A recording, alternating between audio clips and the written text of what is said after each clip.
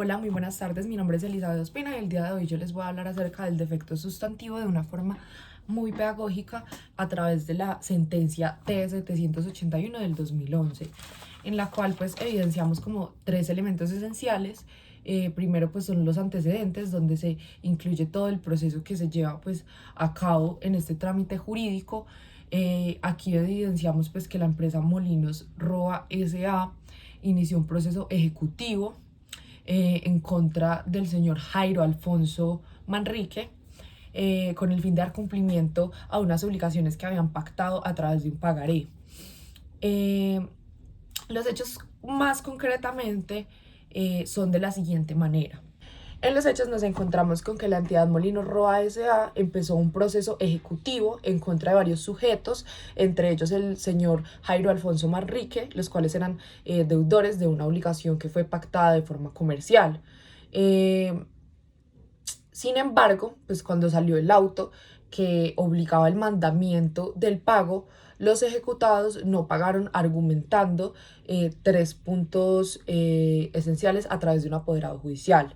Esos tres argumentos esenciales de los ejecutados consistían básicamente en que primero habían sido llenados espacios en blanco del pagaré contrariando las instrucciones de los creadores del título, y segundo, que la acción en cuestión había prescrito, y ya por último, que había una pérdida de intereses.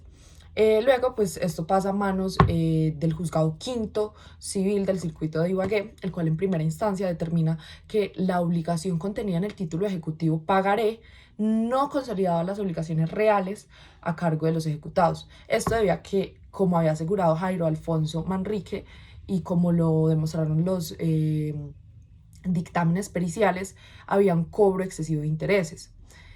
Por lo tanto, el juzgado decidió negar seguir adelante con el proceso ejecutivo en contra del demandado. La parte demandante, en vista de esto, pues presentó recurso de apelación argumentando que las excepciones propuestas por los demandados fueron extemporáneas. Es decir, apenas en esta primera instancia fue cuando se quejaron de todas esas cosas en vez de haberlo hecho antes de otras formas. Y que los demandados nunca pues cuestionaron la cuantía de la obligación, es eso, pues nunca cuestionaron como el contenido de la obligación. Que para ellos el juez hizo más de lo pedido por los demandados, para ellos el juez actuó de oficio, porque los demandados no alegaron un exceso, un cobro excesivo de intereses, algo que el juez determinó. Y que además los dictámenes presentados, o sea, los dictámenes periciales, carecían de firmeza, de precisión y de claridad. Esto ya que no se fundaron en la relación comercial que existía entre las partes, lo tomaron como una relación civil.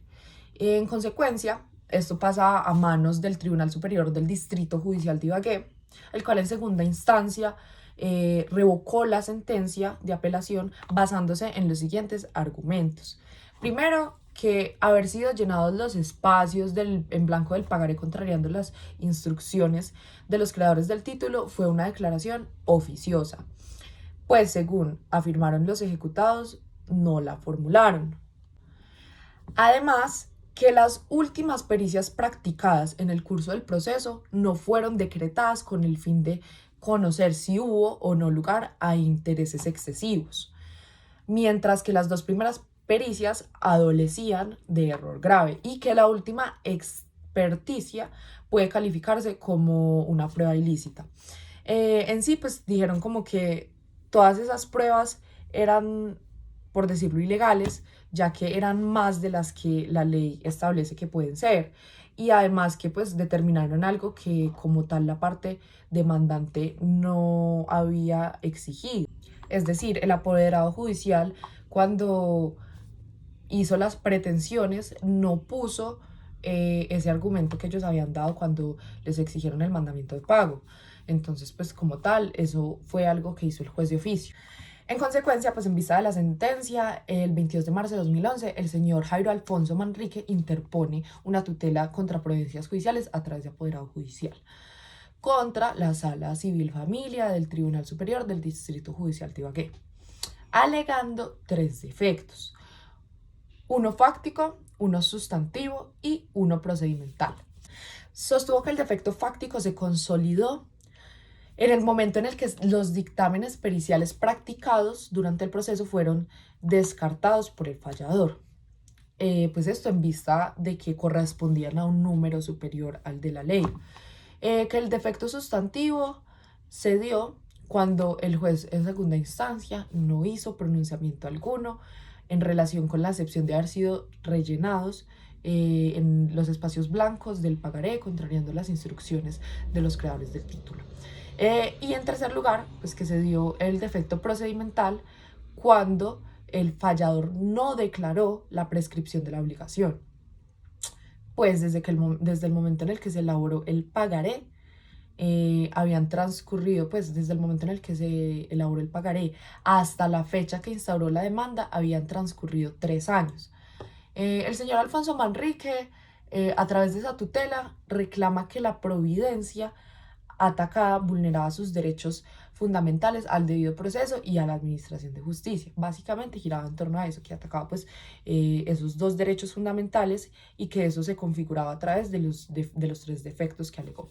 Como consecuencia, la Sala de Casación Civil de la Corte Suprema, que es la que responde esa tutela interpuesta por el señor Alfonso Manrique, denegó el amparo del derecho invocado por el accionante al considerar que se incumplió el requisito de inmediatez, pues había transcurrido un periodo significativo desde la expedición de la sentencia que se cuestionaba. Para efectos de motivación de la sentencia, la Corte Suprema plantea un problema jurídico. Dice que el problema jurídico es determinar si la Sala Civil Familia del Tribunal Superior del Distrito Judicial de Ibagué incurrió en defectos fácticos, sustantivo y procedimental. Para resolver esa incógnita, la Corte lo que hace es proponer 3 puntos de análisis. Primero, analizar la procedencia de la tutela contra providencias judiciales. Lo que dice la Corte es que la jurisprudencia ya existente ha señalado algunos aspectos esenciales respecto de esta figura. Que entre otras cosas, el fin de este recurso es hacer realidad los fines de la justicia. Y que la tutela contra providencias judiciales no procedería contra una decisión propiamente dicha, sino contra la actuación caprichosa o que vulnera derechos fundamentales por parte de un juez o en sí de un operador judicial. En segundo lugar, la Corte analiza lo que ha dicho la jurisprudencia constitucional sobre el defecto sustantivo, procedimental y el defecto fáctico. Como tal, a nosotros en este momento nos interesa conocer qué dice la Corte acerca del defecto sustantivo, que es lo que pues, me toca como profundizar a mí. Y lo que dice la Corte es que el defecto sustantivo se puede aseverar a un defecto judicial grave.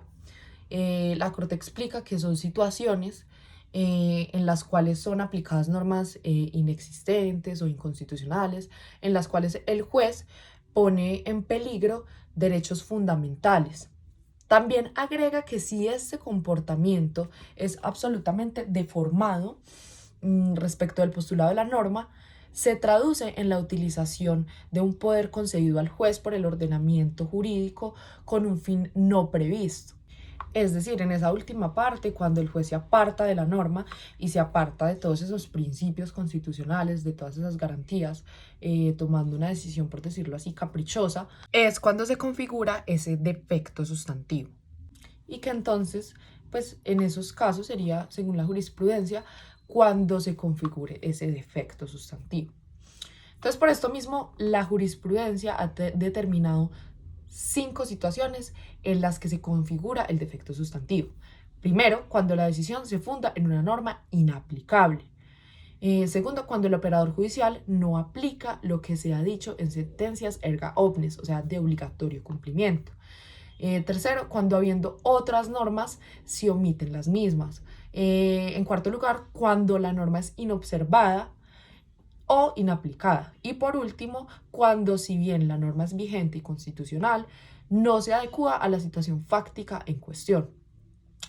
Ya finalmente la Corte se refiere al caso concreto asegurando que los defectos alegados por el demandante no tienen la entidad suficiente para ser considerados una afectación de la dimensión constitucional.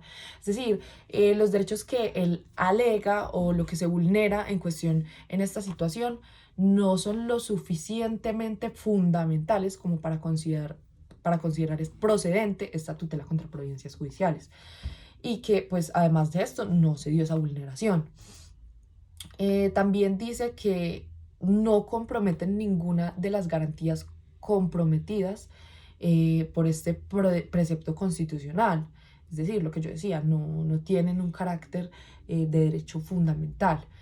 Y que en ningún momento pues, se evidencia un proceso inadecuado por parte del operador judicial, y que en cuanto a que no se le dio acceso a la administración de justicia, pues es algo erróneo, ya que el señor pudo presentar recursos de apelación, el recurso de tutela, o sea, en todo momento tuvo un acceso correcto a la administración de justicia. Pues bueno, ahora como conclusión personal, tengo para decir varias cosas. Primero, pues escogí esta sentencia porque siempre hemos visto sentencias en las cuales se declara procedente pues la tutela contra providencias judiciales, y me pareció interesante como leer una en la que no. Para mí hubo diversos errores por parte sobre todo del apoderado judicial del demandante, el cual no interpretó el conflicto bien desde el comienzo, que fue lo que veíamos pues en las primeras clases, lo cual llevó a que no se diera un resuelve tal y como lo esperaba el señor Jairo Alfonso. Es decir, si el abogado hubiese hecho un tanteo del caso mucho mejor, quizás la situación sería diferente y el señor pues habría ganado. ¿Por qué? Porque el señor en primera instancia debió haber pedido la prescripción, lo de los espacios, o sea, diferentes cosas que realmente no se aceptaron fue porque el juez las decretó de oficio. Es decir, si lo hubieran pedido sería diferente. Eso pues en primer lugar. En segundo lugar, lo de las pruebas me parece como algo confuso y más allá como que un exceso ritual manifiesto. Es decir, si bien la ley dice que son cierto número de pruebas, si las pruebas demuestran y son buenas para el caso, no me parece como que sea justo que las desestimen. Sin embargo, pues en este caso no solo se caen por eso, sino porque no cumplían pues con los requisitos de calidad y pues todos esos requisitos que se piden. Y ya pues para concluir, me pareció muy extraño cuando la Corte hablaba de que no se cumplía con el requisito de inmediatez cuando se interpuso la tutela contra providencias judiciales, porque la segunda instancia, que era la que se criticaba, fue el 20 de septiembre de 2010 y la interposición de la tutela contra providencias judiciales fue el 22 de marzo de 2011, apenas habían transcurrido 6 meses. O sea, no me parece como que fuera un tiempo así súper exagerado como para decir que no hubo inmediatez. Entonces, pues eso también me pareció muy extraño, y que la corte como que no tuvo una motivación así súper grande o súper pesada como para uno decir, wow, sí, sus argumentos son total y nada reprochables. Entonces, en ese sentido me pareció como extraño, porque la corte en general como que tiene muy buenas motivaciones. Y nada, muchas gracias por la atención y espero que pasen una buena tarde.